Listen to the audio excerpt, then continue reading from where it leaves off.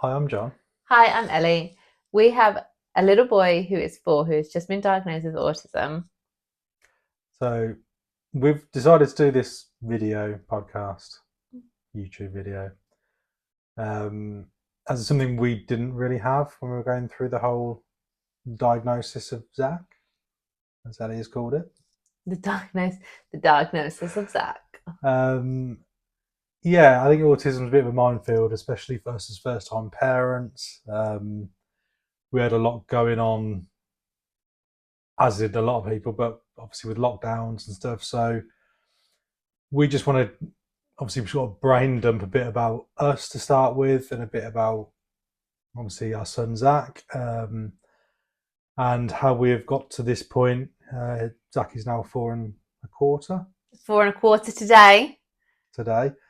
Um, and yeah, just this video is a bit of a help for, I guess, anyone who decides to watch it about getting that autism diagnosis, and the hoops you're going to have to jump through, because there's going to be a hell of a lot of hoops. I think as well, being first time parents is challenging anyway. So we got a lot of, oh, is this your first child? Almost like dismissive of different things. And yeah, it's a challenge anyway, because you don't know what you're doing. Like, you absolutely don't know what you're doing as a parent. Like, you can never, it doesn't matter how many books you read, it's still. Ellie read all the books. I read all the I books. didn't read any. You didn't read any. That was really frustrating for me. Yeah. That was so frustrating. But even if you do He's read, still alive without me reading books, so I'm happy with my decision. he's very alive. I can't remember where I was going with this. So anyway, basically, yeah, we. So just to give some background about us, Ellie got pregnant in 2020. 2020, 2020. maybe the end of 2019, but full on 2020. Oh yeah, 2020, because Yeah. we just come up from New Zealand, Straight into a lockdown. straight into lockdown. So Ellie was pregnant through the first COVID lockdown.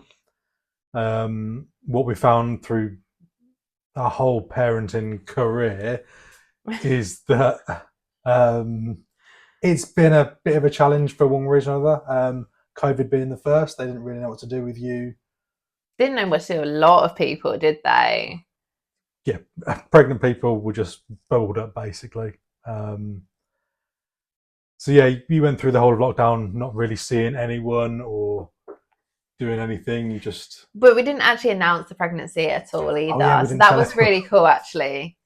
Because we only told people who absolutely had to know. So it was actually quite nice from that way. And it was a really hot summer.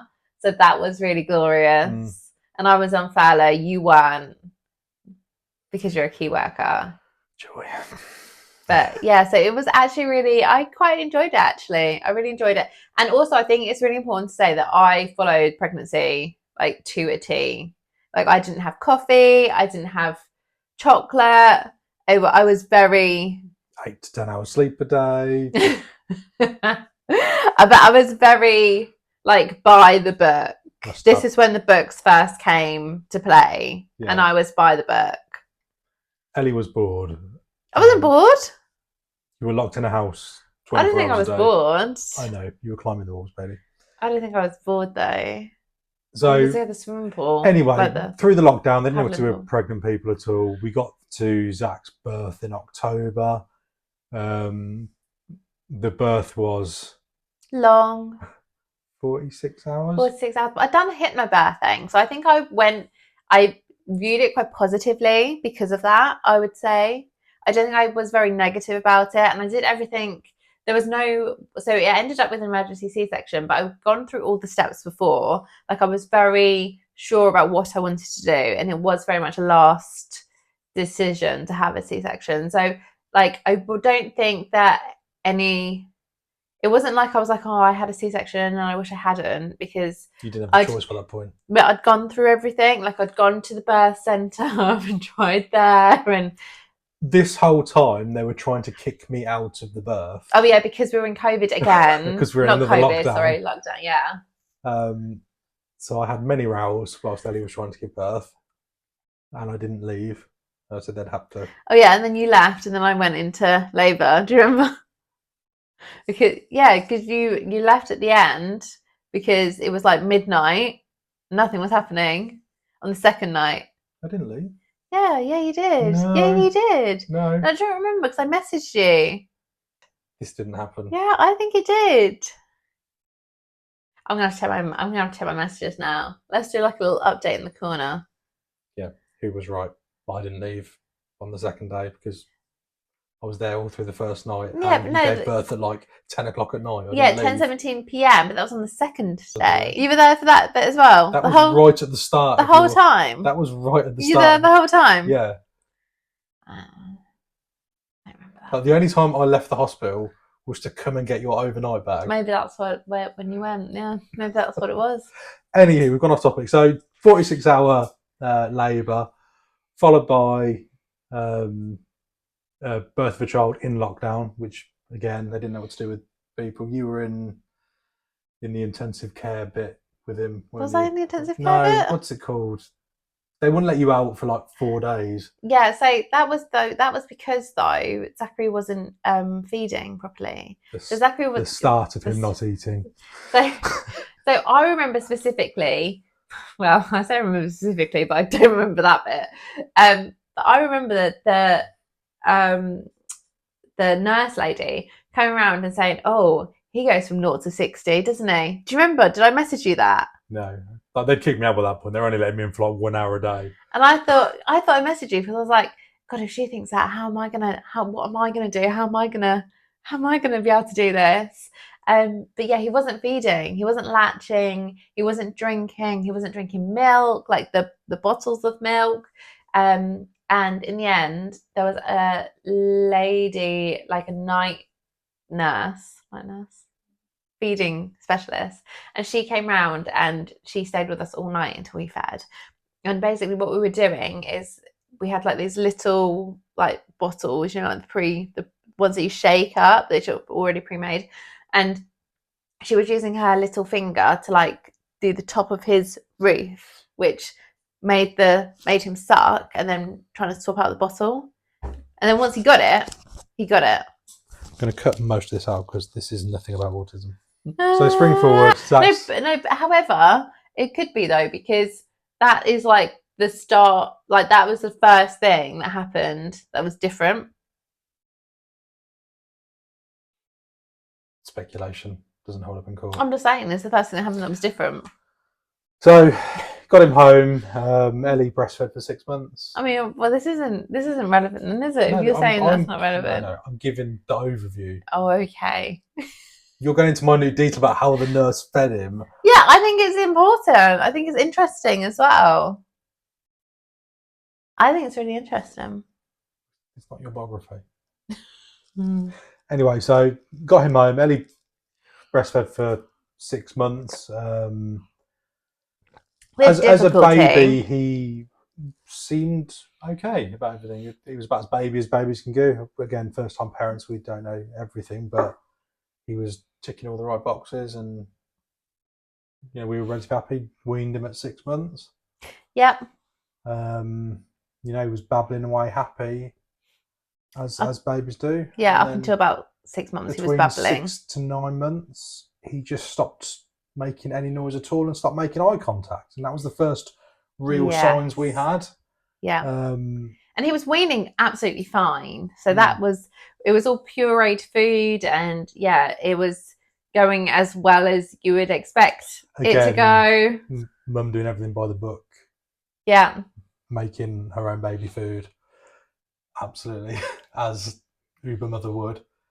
But yeah, we didn't really notice so much at the time. We just thought because babies go through that many leaps and you're exhausted from not having any sleep, and but yeah, looking back from now, we think, oh, actually, between 6 and 9 months, he just stopped talking and he stopped making eye contact. It was like, yeah, okay, didn't pick it up at the time, but it's so glaringly obvious to us now, and that was probably the first sign that I think so. The Zac was different. Yeah, I think it was the eye contact. Mm. But then I think as well, sometimes children go through that phase. Like I think that can be a phase that they go through.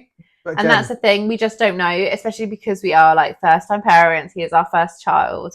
And, you know, I downloaded that Wonder Leaps and it's just like every 2 weeks there's like another leap. yeah.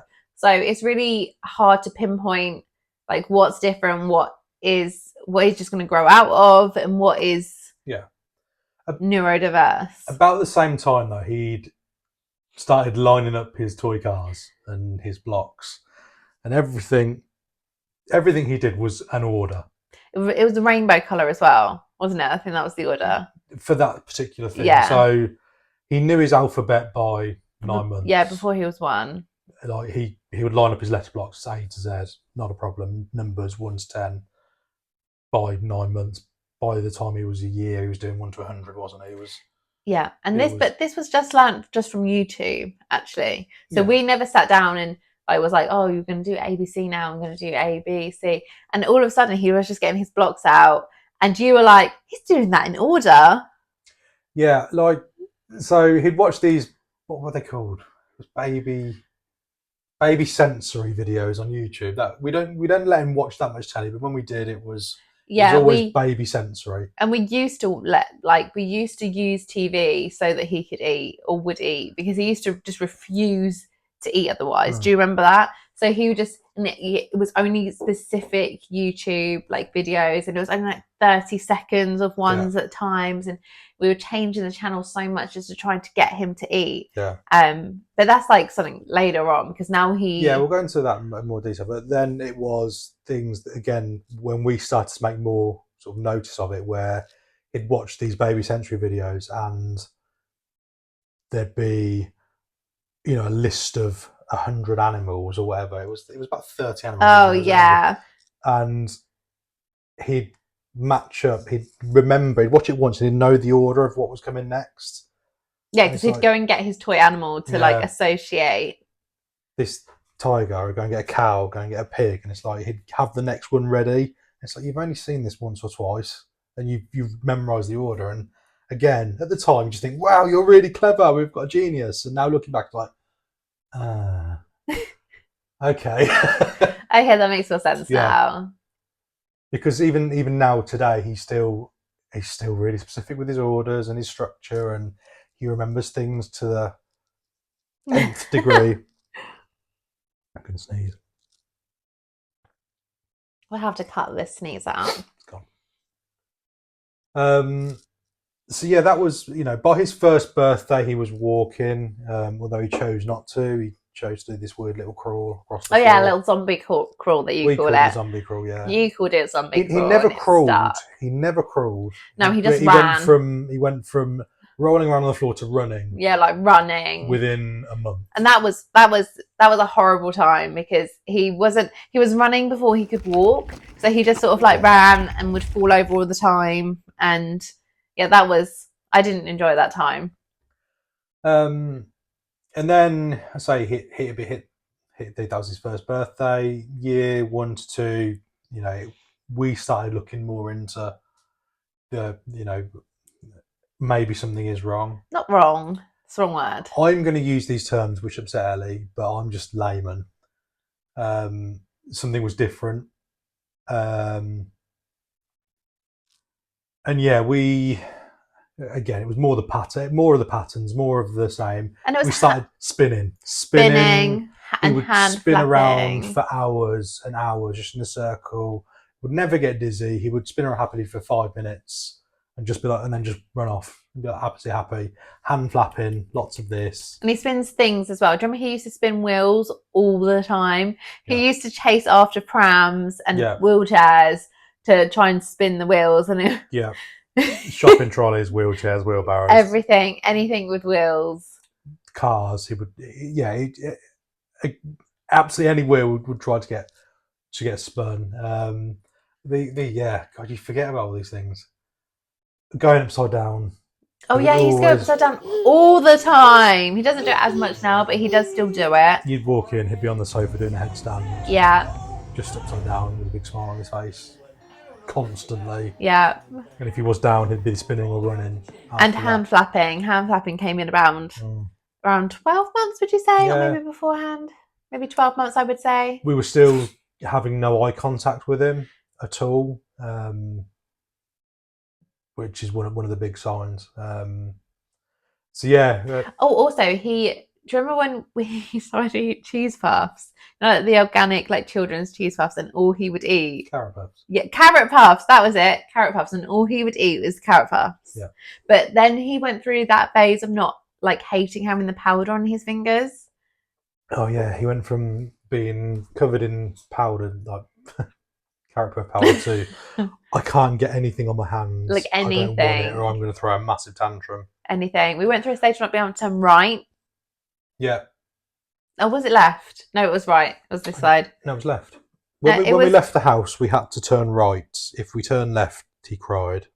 I think it doesn't really. It doesn't. No, because I think it was right. Because when we went to Seoul, anyway, it was a way. I can't remember which way it was now because he doesn't do that anymore. We had to turn right because that was the way we always went on our walk. If we turned left, he'd cry. And it was like it wasn't just like not crying. It was a full-on meltdown. Yeah. Crying. It was. Like we have from our house. We have this big car. It's about a mile or two walk in a big loop down by the canal, and we'd have to do it the same way. If you tried to do it backwards, meltdown, you'd get a tenth of the way into it, and there'd be tears and tantrums and screaming and. We used to be able to go somewhere as well, and like if we went somewhere new, he would be able to find his way home. So you could. Do you remember that? Oh, the forest.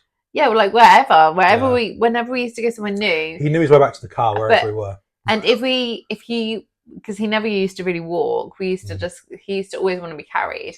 And you put him down, he would just run. He would just run back to the car. So I know where the car is. And be off. Yeah. So yeah, these are definitely some of the early signs. Then we noticed he was very limited on his eating as well. So again, this is for another day, but he would basically only eat processed foods. He just, like a switch went overnight. Yeah. Purees went out the window, tray meals for babies went out the window, and everything had to be beige. It was toast. Always toast. Yeah. And it hasn't really progressed that much, but we are getting there with that. Different day. We'll discuss that in a later episode. So, do you want to look at my notes? I'm looking at your notes. And I remember as well, so as you said, like the signs were there. And that first baby class after lockdown, I remember just walking in and he just burst into tears. And he must have been 6 months then. And even afterwards, after he had got used to going to baby classes, he would always be interested in the radiator or different textures or anything that was not the main activity and away from other children. He just showed no interest in other children at all. It was always things. And it was like whatever was going on in the middle, like my little boy was over in the far corner. All the kids are singing and playing here, and Zac's trying to climb onto the windowsill to we'll touch the fan, or like he's like constant. I'm constantly running after him, like avoiding him from danger. Like that's just inbuilt now. Yeah. And then to make it even better, this story, Ellie loves some drama. Yeah, so I think we would have gone. So we went to the GP in the end when he was 2 to sort of raise these concerns, and we had like a list of things. But we probably would have gone earlier. But when Zac was 18 months, just younger than 18 months, I was diagnosed with breast cancer, which is now all clear.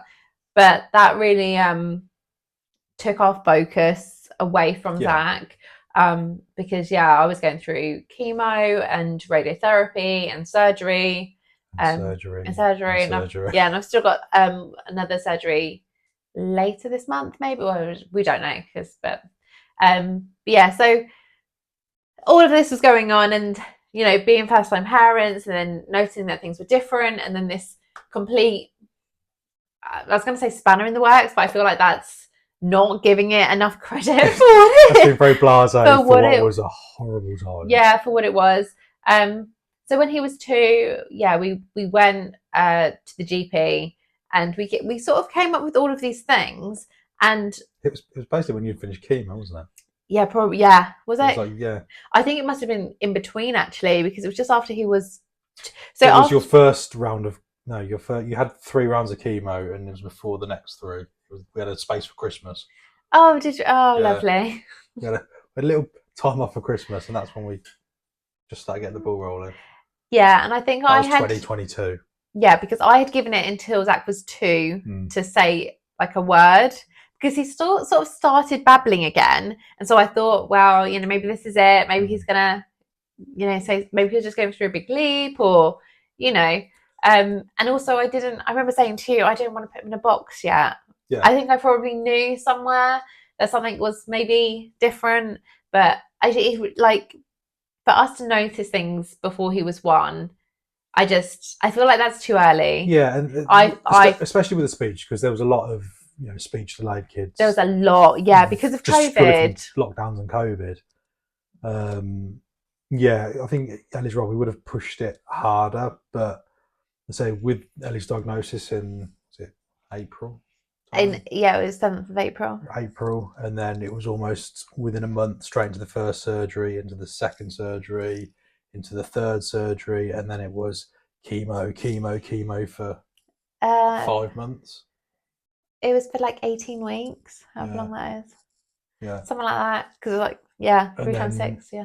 I say we got a window in the middle of it because it was broken into two different types of chemo where we thought, okay, you're well enough to.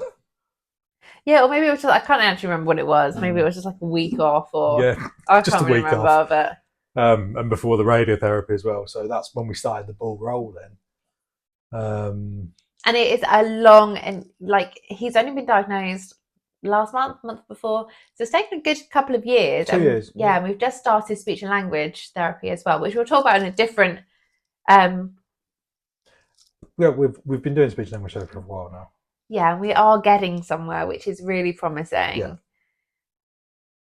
Yeah, things are coming together now. But that's a different episode. We're just kind of giving you the overview. So Ellie's gone through chemo, gone through her various treatments, and then chemo, radio, and then preventative treatment on top of that as well.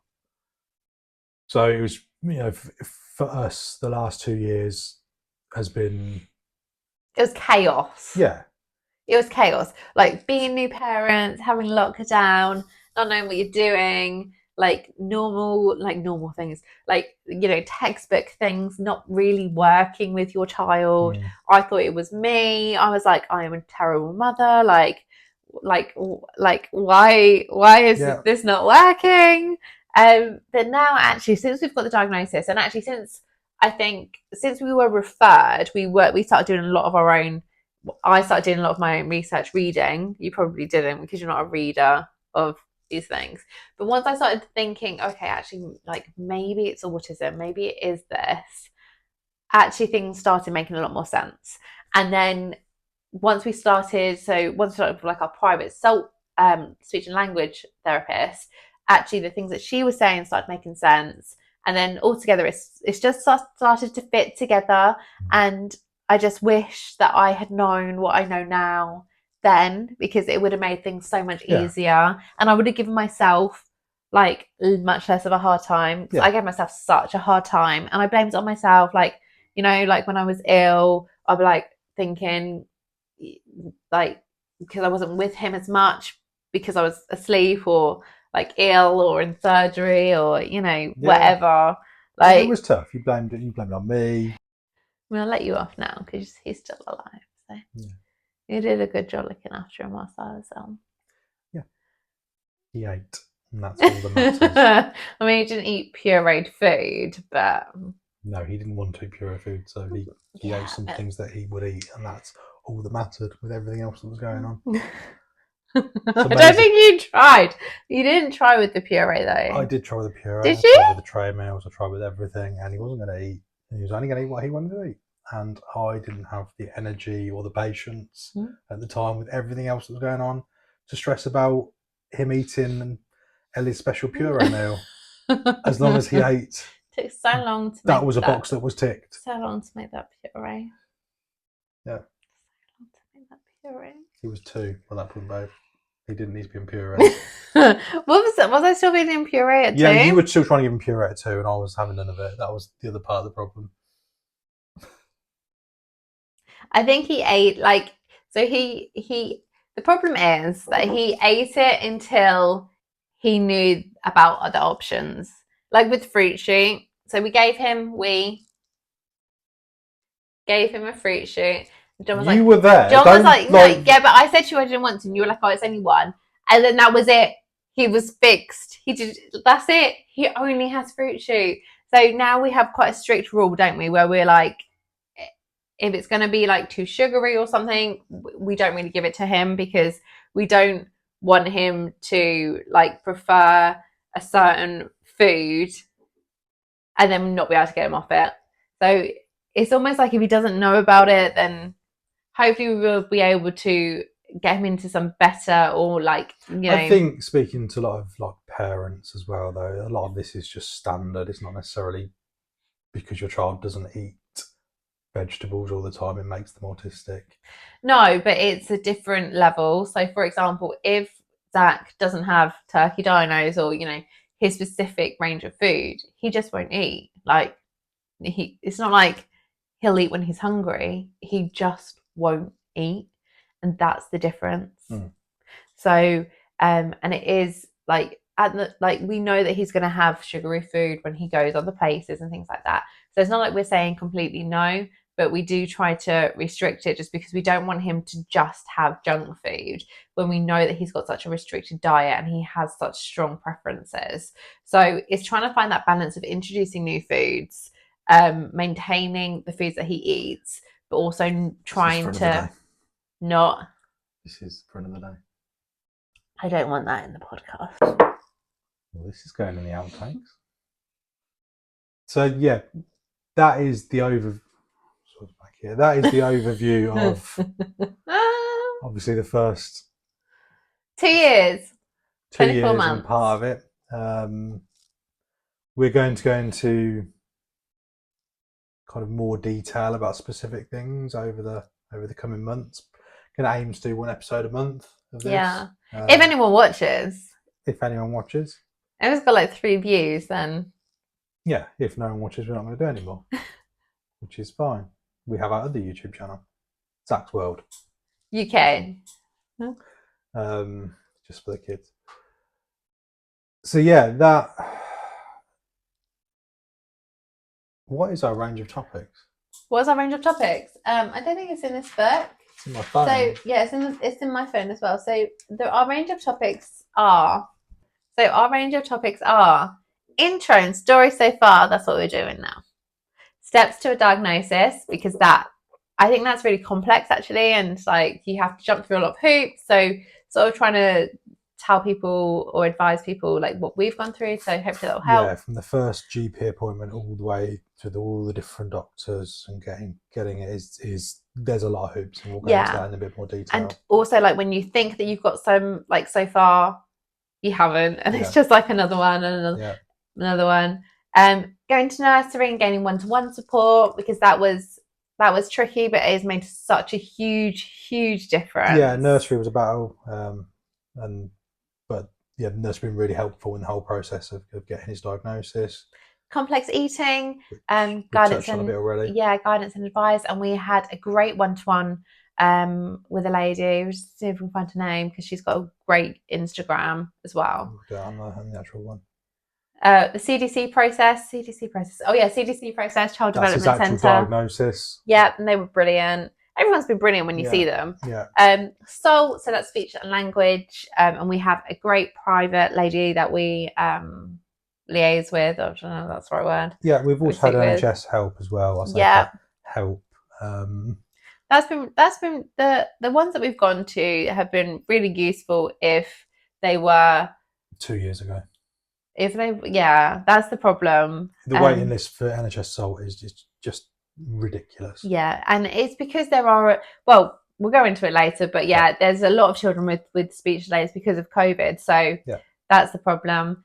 The EHCP process, because that's what we're going through at the moment. So the EHCP is the Education Healthcare Plan. Education Health is essentially like a contract between us and the local council for what help Zac can get at school. So things like his one-to-one will be within that EHCP process, EHCP. So it's a really important document to have. We should be in a really fortunate position in that he should have that by the time he goes to school. So we'll sort of like give advice and tips on how to sort of try and get that in place beforehand. I've written the child-led approach, which will be really interesting because you're a bit more like I think skeptical. So Ellie's very, very child-led, whereas I'm not. And I think that works for us because we have very different relationships with Zac. Zac is a mummy's boy, but he does things with me that he'd never do with Ellie because he knows Ellie does them for him. So we'll talk about obviously the different parenting styles and how that's worked for us.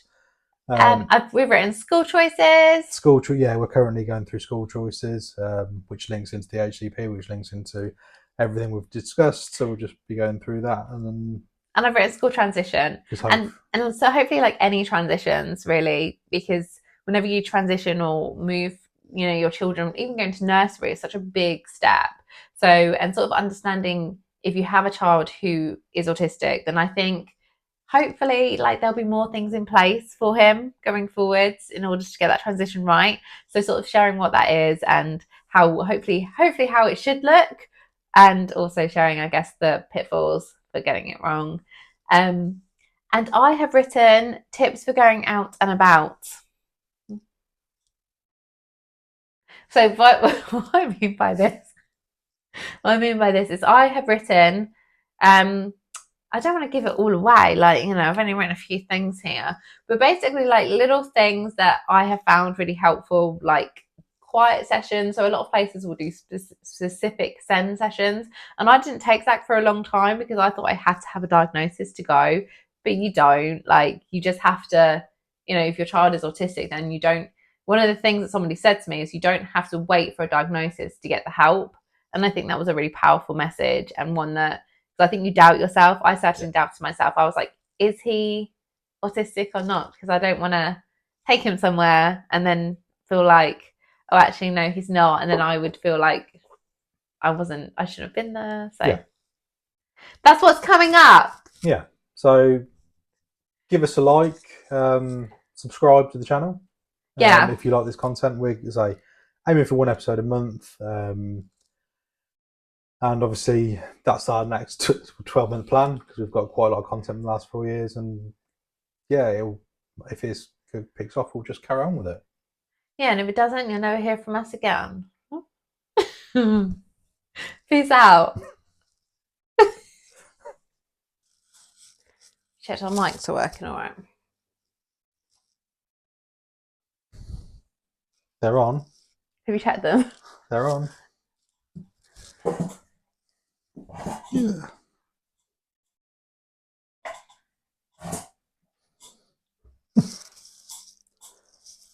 Get on through. Okay.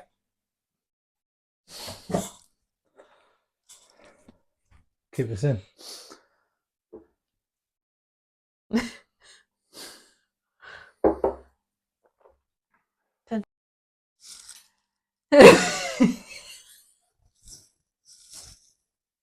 Again. Let's start again. One start. Okay.